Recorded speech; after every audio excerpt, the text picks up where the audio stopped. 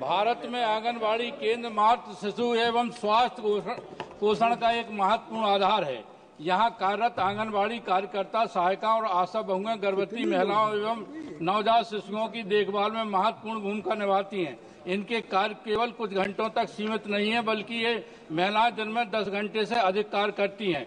Corona महामारी के दौरान इन कर्मियों ने फ्रंट लाइन वर्कर्स की तरह कार्य किया है, परंतु इनके समर्पण के बावजूद इन्हें केवल मामूली सा मानदेय सरकार द्वारा दिया जाता है।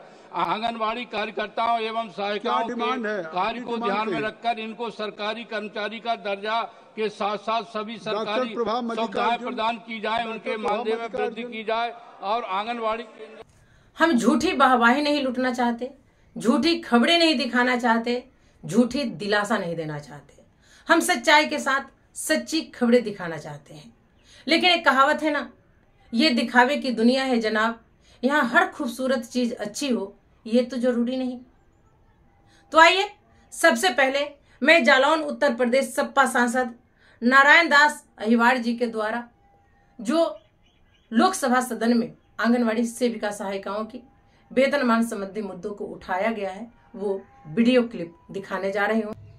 लोकसभा सदन में आंगनवाड़ी महिलाओं की फिर से गूंजने लगी आवाज, क्या आंगनवाड़ी सेविका सहायिकाएं होंगी अस्थायी कर्मी सरकारी कर्मचारी वेतनमान? जी नमस्कार, मैं सविता कुमारी यादव। अब भारतवर्ष की तमाम आंगनवाड़ी सेविका सहायिका बहनों का आपका अपना यूट्यूब चैनल सविता कुमारी यादव में हार्दिक स्वागत करती हूँ, नंदन करती हूँ, अभिनंदन करती हूँ। बहनों, आपको बताते चले कि लोकसभा सदन में आंगनवाड़ी सेविका सहायिकाओं की फिर से आवाज गूंजने लगी है।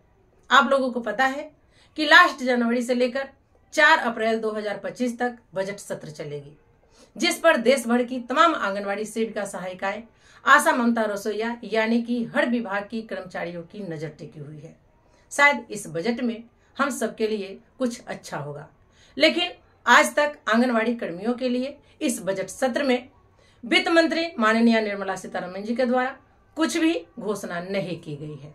हम लोग 15 फरवरी तक इंतजार कर रहे हैं। इसके बाद हम लोग रणनीति बनाकर अपनी मांगों को लेकर यहाँ से दिल्ली तक का सफर तय करेंगे।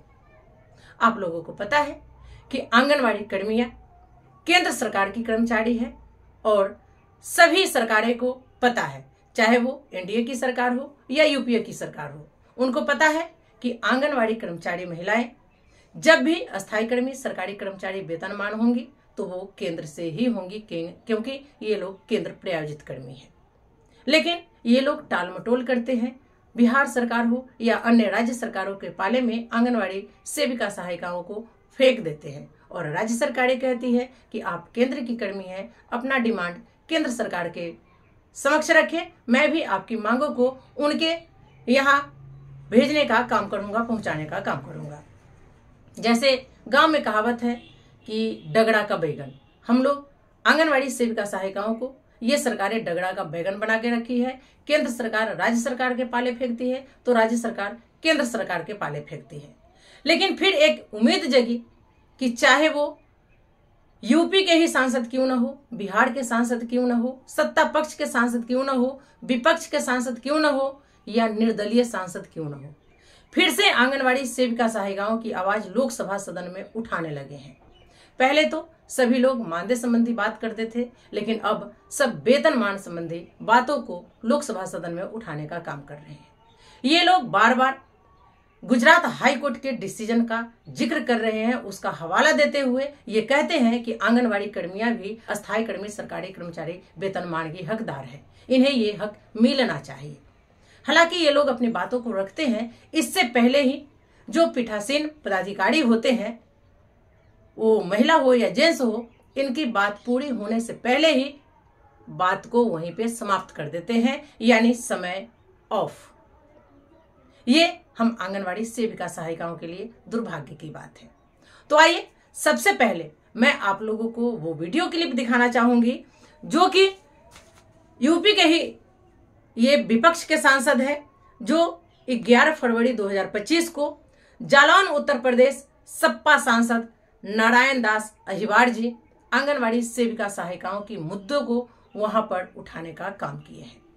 अब शायद हम लोगों के दिन बदलने वाले हैं और झूठी दिलासा तो नहीं देंगे, लेकिन आप लोगों की मानदेय बढ़ोतरी होगी तो होगी और अच्छी खासी होनी चाहिए।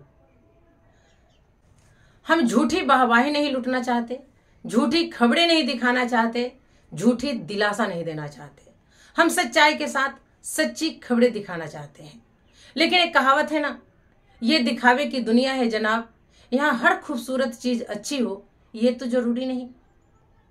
तो आइए सबसे पहले मैं जालौन उत्तर प्रदेश सपा सांसद नारायण दास अहिवाड़ जी के द्वारा जो लोकसभा सदन में आंगनवाड़ी सेविका सहायिकाओं की वेतनमान संबंधी मुद्दों को उठाया गया है वो वीडियो क्लिप दिखाने जा रही हूँ, आप लोग जरूर देखेंगे। भारत में आंगनवाड़ी केंद्र मातृ शिशु एवं स्वास्थ्य पोषण का एक महत्वपूर्ण आधार है। यहाँ कार्यरत आंगनवाड़ी कार्यकर्ता सहायिका और आशा बहुएं गर्भवती महिलाओं एवं नवजात शिशुओं की देखभाल में महत्वपूर्ण भूमिका निभाती हैं।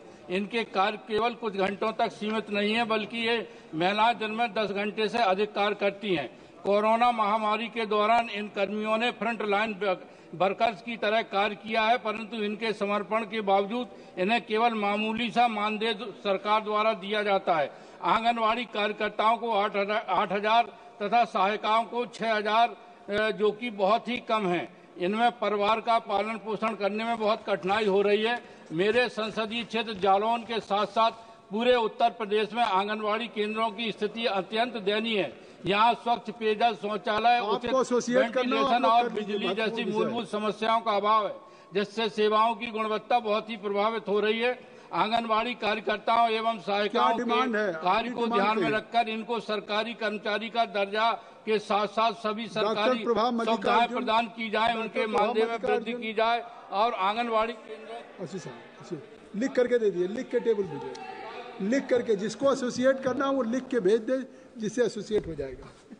तो आप लोगों ने देखा, ये है जालौन उत्तर प्रदेश के सपा सांसद माननीय नारायण दास अहिवाड़ जी, जिन्होंने लोकसभा सदन में आंगनवाड़ी सेविका सहायिकाओं की वेतनमान संबंधी मुद्दों को पुरजोर तरीके से उठाने का काम किए।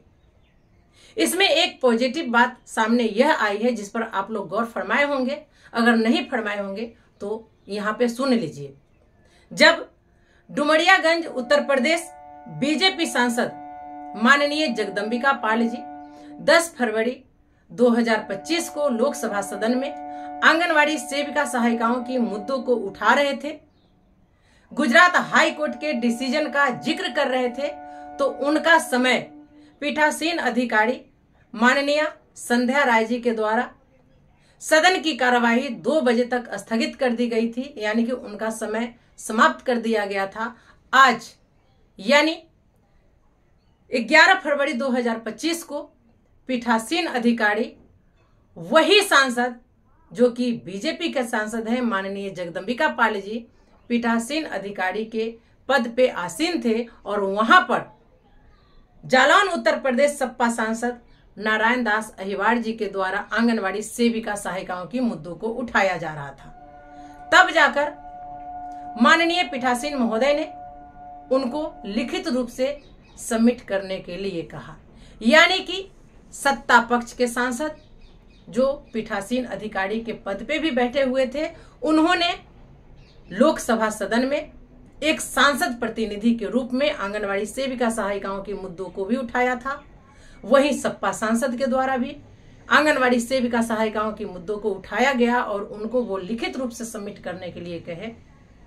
ये बहुत बड़ी पॉजिटिव बात है, हम लोगों के लिए बड़ी गर्व की बात है कि सत्ता और विपक्ष दोनों मिलकर हमारी आवाज को बुलंद कर रहे हैं और उसको कार्रवाई में ले रहे हैं। तो आप लोग इतना विश्वास कीजिए कि आप लोगों का मानदेय बढ़ोतरी होगी, लेकिन मानदेय बढ़ोतरी हमारा मांग नहीं है।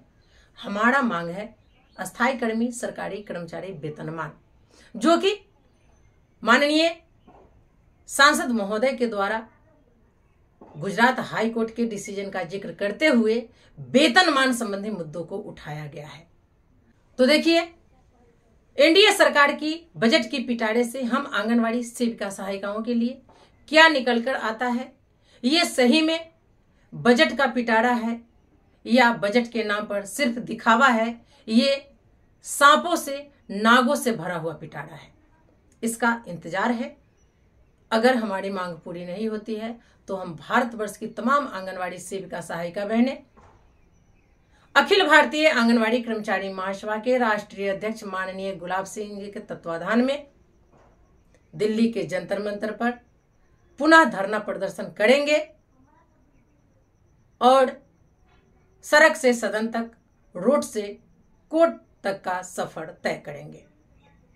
तो चलिए, आज के वीडियो में फिलहाल इतना ही। हमारा वीडियो आपको कैसा लगा एक कमेंट कर जरूर बताएंगे। फिर मिलते हैं अगले वीडियो में कुछ और नई जानकारियों के साथ।